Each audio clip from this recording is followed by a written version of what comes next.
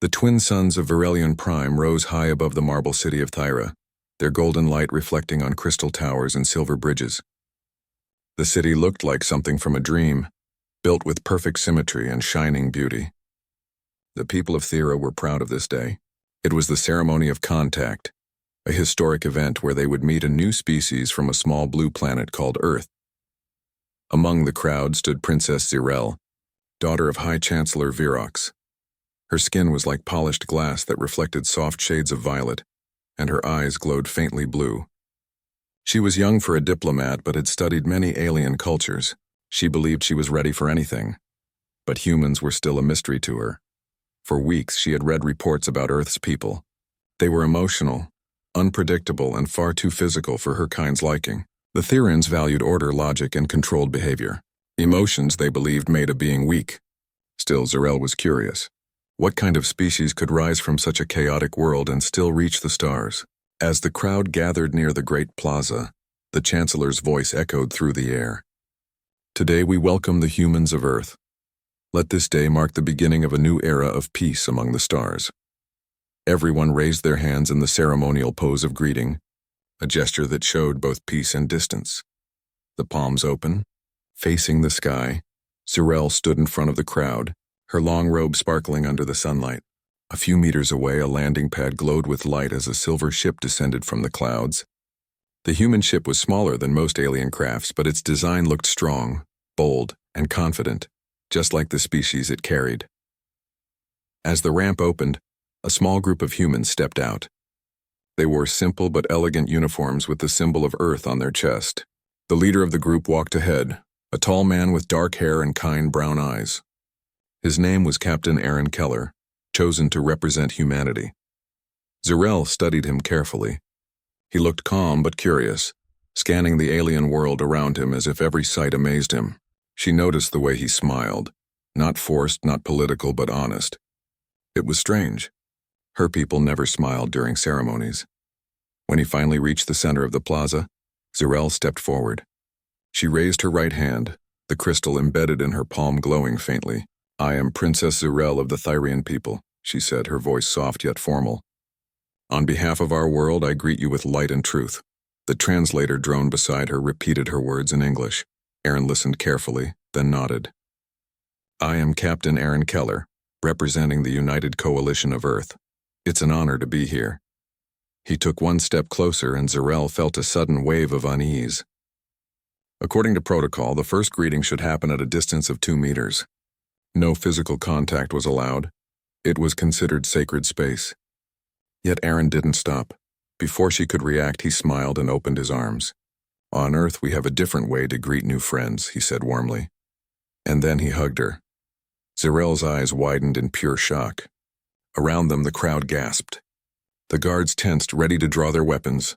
No one had ever touched a royal without permission. It was unthinkable. For a few seconds, Zirel froze completely. She had never been this close to anyone outside her family. She could feel the warmth of his body through the light fabric of her robe. His arms were firm but gentle. His heartbeat, steady and calm, echoed softly against her chest. The world seemed to stop. Then, as quickly as it started, he stepped back.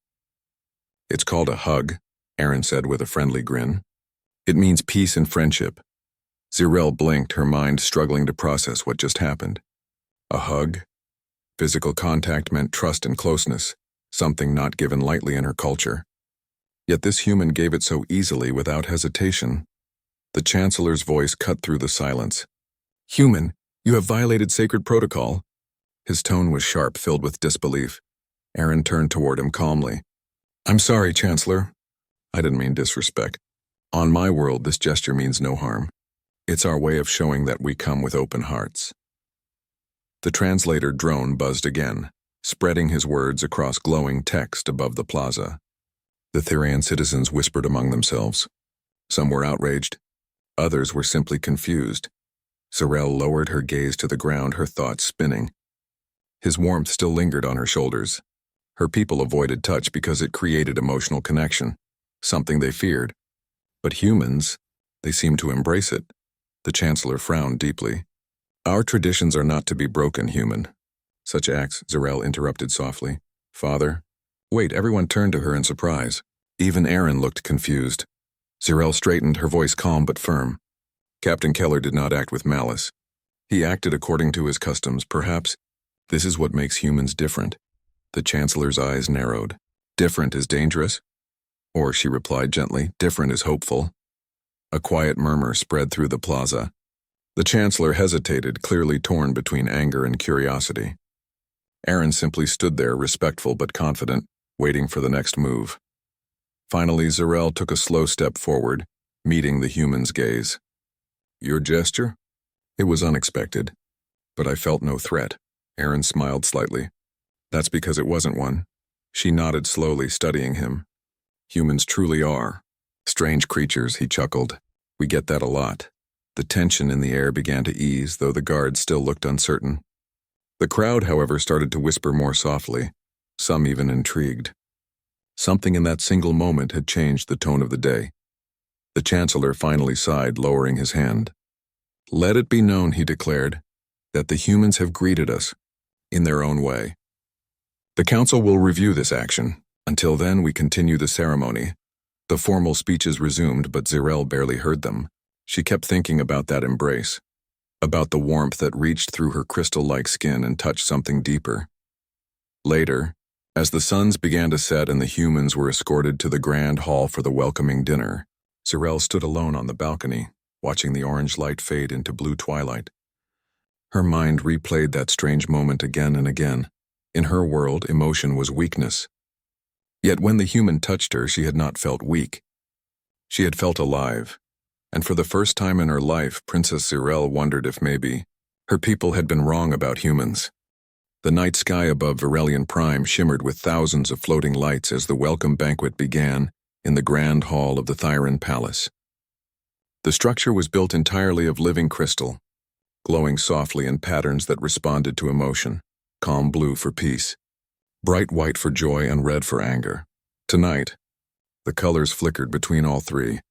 Princess Zirel sat beside Captain Aaron Keller at a long table surrounded by alien leaders and human diplomats.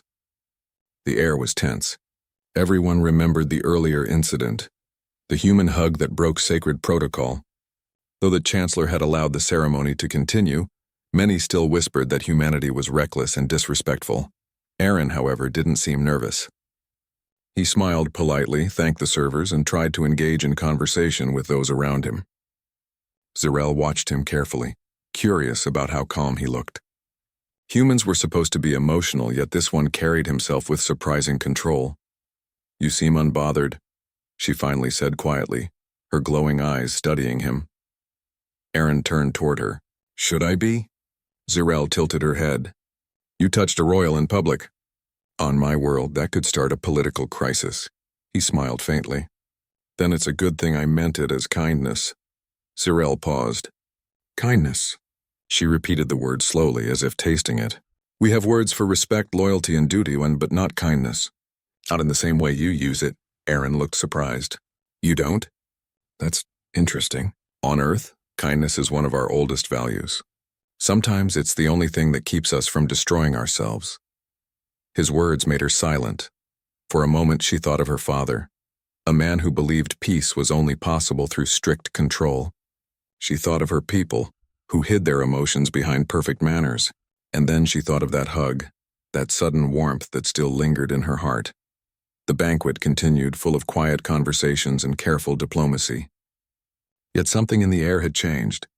The other diplomats watched Zirel and Aaron closely, whispering to each other. Some were shocked to see how calmly the princess spoke with the human. When the event ended, Zirel offered to personally guide the human delegation through the Garden of Echoes, a sacred place known for its crystal trees that sang when the wind passed through them. As they walked along glowing paths, Aaron admired everything around him.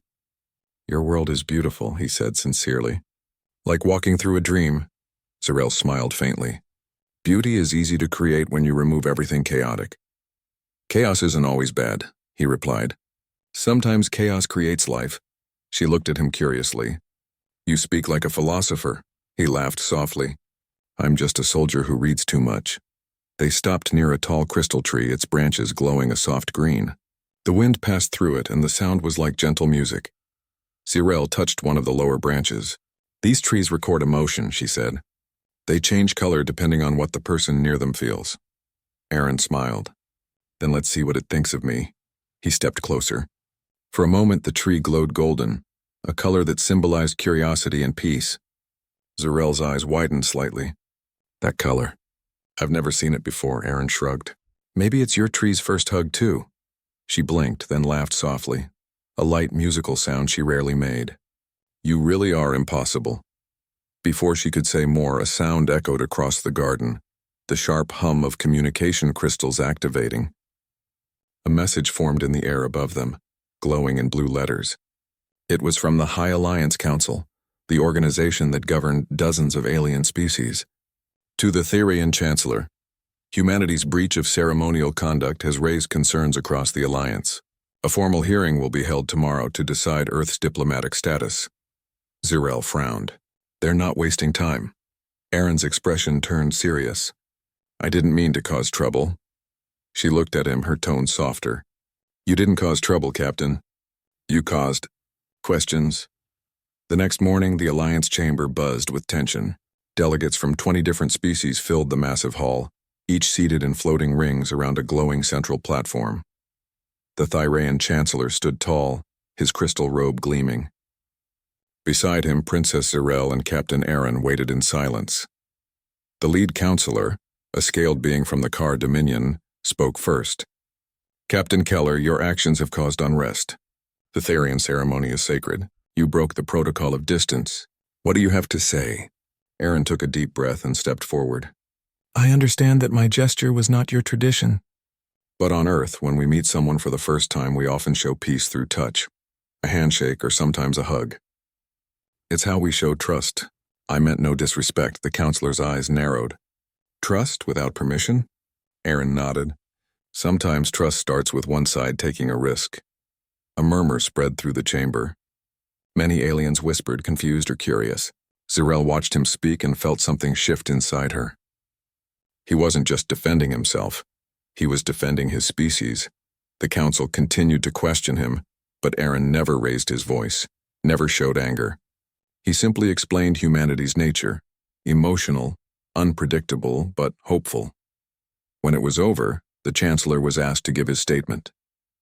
He began by criticizing the human behavior, but before he could continue, Zirel stepped forward. Father, she said firmly, may I speak? The chamber fell silent. It was rare for a princess to interrupt her own chancellor. The old Therian looked at her with surprise. You would defend him? I would speak truth, she replied. She turned to the council. When the human embraced me, I was shocked. My people saw it as disrespect. But what I felt was not disrespect. I felt honesty, warmth, trust, and something we have forgotten. Emotion. We fear emotion because we think it weakens us, but perhaps it can also connect us. A soft hum filled the hall. Even the skeptical aliens listened quietly. Zirel continued. Humans may act without permission, but they act with heart. And sometimes the heart sees what rules cannot. The counselor of Car folded his arms. You believe their ways have value? I believe their ways have meaning, she said clearly. Aaron looked at her speechless. He hadn't expected her to defend him, especially after the trouble he caused. The council murmured among themselves for several long minutes before the lead counselor finally spoke again. The Alliance will postpone judgment for now. Humanity's case will remain open. We will observe your kind further. The session ended, and the crowd slowly left the chamber. The Chancellor said nothing to his daughter, but Zirel could see disappointment in his eyes and confusion too. Aaron walked beside her as they exited. Thank you, he said quietly. She shook her head. I didn't do it for you. I did it for the truth. Then she smiled slightly. But maybe also a little for you. Aaron laughed softly. I'll take that. They stepped outside into the sunlight. Around them, citizens whispered, pointing at the human and the princess walking side by side. For the first time, Zirel didn't care. As they walked through the city, the same children who had once looked at the human with fear now waved shyly. Aaron waved back with a grin. Zirel noticed something else, too. The crystal streets under their feet glowed a faint golden color. It was the same color from the garden tree. The color of peace. That evening, as stars filled the sky, Zirel stood on her balcony once more. She looked toward the horizon where the human ship rested, its lights blinking softly. She had lived her whole life surrounded by order, silence, and logic. But one single hug, one unexpected human act, had started to change everything she believed about strength, peace, and connection. And as the night wind whispered through the towers of Thyra, Zirel knew one thing: this was only the beginning. The news of the hearing spread across the stars. Some alien worlds were shocked that the humans had not been banned. Others were curious. Across the Alliance, discussions began about humans, their strange emotions, and that one act that had changed the course of diplomacy: the hug. But not everyone was pleased. In the dark edges of the Alliance, the Vorak Dominion, a warlike species known for their hatred of weak emotions, watched with anger. They believed the Thyrans had lost honor by allowing humans to stay. The Dominion sent a hidden fleet toward Verelion Prime, planning to attack during the humans' visit to prove that emotion and kindness were weakness. Princess Zirel did not know this yet. She was in the observation garden, standing beside Captain Aaron Keller, watching the rising suns paint the crystal towers gold. The two had become close in the past days, not as lovers but as friends bound by understanding. "You really changed how people see us," Aaron said quietly. Zirel shook her head. "No, you changed how people see themselves. You reminded us that connection is not danger." Aaron smiled. "Well, I'm glad someone understood that hug after all." Zirel laughed softly. "I still don't fully understand it, but it felt honest." Their quiet moment ended when a sharp alarm echoed through the city. The ground trembled slightly. Across the sky, flashes of light appeared, not from suns, but from weapons fire. The guards rushed forward. "Princess, enemy fleet approaching from the north orbit." Aaron looked up. His eyes narrowed as he recognized the shapes of the incoming ships, sharp, black, and moving fast. "Vorak," he said grimly. They must have been watching the hearing. The Thyraean Chancellor appeared through the communicator crystal. "Zirel!" "Return to the palace at once. The humans must leave the planet." Now, Aaron stepped forward. "With respect, Chancellor, my people don't run from danger. We can help defend your city." The Chancellor hesitated. "Our defense systems are not prepared for such sudden assault." "You would risk your lives for us?" Aaron nodded firmly. "That's what humans do for their friends." Zirel looked at him, her eyes shining with emotion. "Then we will stand with you." The sky turned red as the Vorak fleet entered the atmosphere. Massive ships fired plasma bolts into the upper towers. The peaceful city of Thyra, untouched by war for centuries, suddenly burned with chaos. The humans acted quickly. Aaron contacted his small team on the shuttle and ordered them to deploy defense drones and shield barriers. The Thyraean guards, unused to real combat, struggled to organize. Zirel joined Aaron at the control center. "Our people panic easily. We were not trained for war," she said. Aaron placed a hand on her shoulder. "Then trust us. Humans have faced worse. We fight not because we love war, but because we protect what matters." He turned to his communicator.